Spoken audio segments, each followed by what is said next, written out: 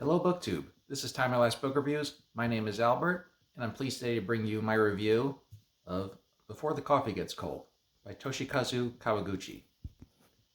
This has been a popular choice floating around BookTube for a while now, and actually piqued my curiosity, so I had to get a copy and check it out for myself. The whole story takes place inside a little cafe in Japan. The cafe is a very small, unassuming little place. It's in the basement of a building. There's very old-fashioned, no air conditioning, just a simple electric light. There's no windows. They even say in the book, if you didn't have a wristwatch on, you wouldn't know if it was night or day. Also in the cafe, there's 3 clocks that all tell the incorrect time. That, of course, raises a big question, why is this unassuming little place so special? I'll tell you why. Because the patrons of this cafe have the ability to travel back in time. And also in this cafe, you don't just go back in time as you wish. There's a lot of rules. It's kind of humorous in itself how many rules there are. First off, there's one specific seat. You have to sit in this chair and you cannot leave it. You must stay there. And you're served a cup of coffee. And you have to drink your whole coffee, which personally I really love that rule. Finish your coffee. You have to drink that whole coffee and you have to finish it before it gets cold, as the title would suggest. That's how much time you have in the past. Also, when you do time travel, you can't go outside the cafe. You have to stay, everything is inside the cafe, and you can only go back in time and meet people who were inside the cafe with you. And if you do not drink your coffee, if you do not finish your coffee before it gets cold, you become a ghost. You get stuck in this cafe. As we meet this one particular ghost who's trapped in this cafe. I do have one theory about her. It's nothing spoilerish. It's nothing mind blowing that's going to change how you read the story. It's just a fun little thing. But I'll consider it a spoiler anyway, and I'll include it at the very end of this video. After I reveal my next week's read, I'll share my little theory about this ghost at the very end to see what you all think if you read this book. And the book is broken into 3 different sections about ordinary everyday people who come to this cafe to time travel. And for me personally, that was the best part of this book, is that the everyday ordinary people who come in here. Starting also speaking of everyday ordinary people, the people who run this cafe. There's nothing magical or mystical about these people. They're just everyday working people. They work in this cafe. They don't know how the supernatural forces work. They just know about the coffee and time travel. And it brings a little bit of mystery too. Like these everyday people, like this cafe's been around since the 1870s. Like how do they find out about this? How do they pass it on from worker to worker?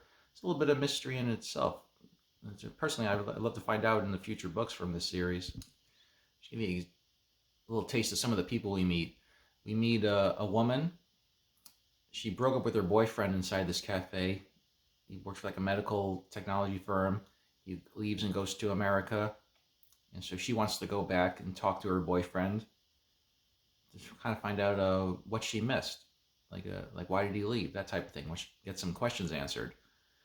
Then another chapter, we meet this old man. He comes to the cafe almost every day because he has Alzheimer's and he can't remember what his wife looks like. So he comes here every day to try and find her again. In another story, we meet our 2 sisters. They had a terrible falling out, which they go into detail in the book. And one sister can't live with herself, and she wants to go back and just reconnect with her sister. I must admit, when I started reading this book, the tagline on the cover of the book kind of confused me. I'll show you real quick. It says right up top here, what would you change if you can go back in time? Now, I forgot to mention this before, but that's one of the rules of this time traveling cafe. You can go back, talk to these people again, but you can't change the past. So it's kind of well, that's kind of pointless. Then it hit me later on, that's not the whole point. You can go back and relive a moment. So really, the book is all about second chances. You can go back, try to find out what you did wrong, and then you come back to the present, and you can try and make the correction. So yeah, I won't beat around the bush. This book really got to me. It's like it's very character driven. Like these everyday people, from the patrons to the workers, you live their everyday stories. Sure, I'm sure, like we've all, or I'm sure to some degree, we've all experienced the same woes as these people here. So, and that's really the why this book is so popular, in my opinion. Because it's time traveling cafe. That's cute, but people have just grown attached to these characters and their problems. I guess like a lot of people see themselves in one or more of these people. I hope the short little video piqued your interest. This is the first book in a series of 4. The 4th book just came out. I own all of them now. I definitely plan on reviewing them and sharing them with all of you too. And this book was a nice little change of pace too, because my last 2 reviews about Fight Club and Raised Eyebrows, Groucho Marx, they were pretty hard and depressing. So I wanted to read a book that was very uplifting and happy, a little happy read, just to change the pace. And hope you enjoy that while it lasts, because next week I'm reading a biography that ties in with the movie that's coming out. And I won't lie to you folks, this is quite depressing. Yeah, I've had this book in mind since the beginning, since I knew I wanted to start a BookTube channel. So first of all, the movie coming out. The movie comes out on December 22nd. It's called The Iron Claw. You may have heard of this. It's a biographical story about a very famous family in the world of professional wrestling. The family's called the Von Erichs. A father and his 5 sons, all wrestlers. It's quite a heavy read. I'm trying to think of like what should I say now, what I shouldn't. So of course don't want to say much, and I'll save it for the review next week. But I will leave you with this, just to show you, just to tell you a little bit about the Von Erich family. 2 words that come to mind: one, tragedy, and cursed. If those 2 words could be applied to any family, this is it. I'll leave you with this. The Von Erichs. They had 5 sons, all wrestlers. Only one of them is alive today. 3 of them died by suicide. It's a very harsh read. I'll get into that and more next week when we read the biography of the patriarch himself, Fritz von Erich. Thank you very much, everyone. Hope you enjoy the rest of your week, and I will see you on Sunday. But as promised, my little theory about the ghost in Before the Coffee Gets Cold. So, and this is, if you stuck around this long, this won't spoil anything for you. It may even entice you to read the book even more.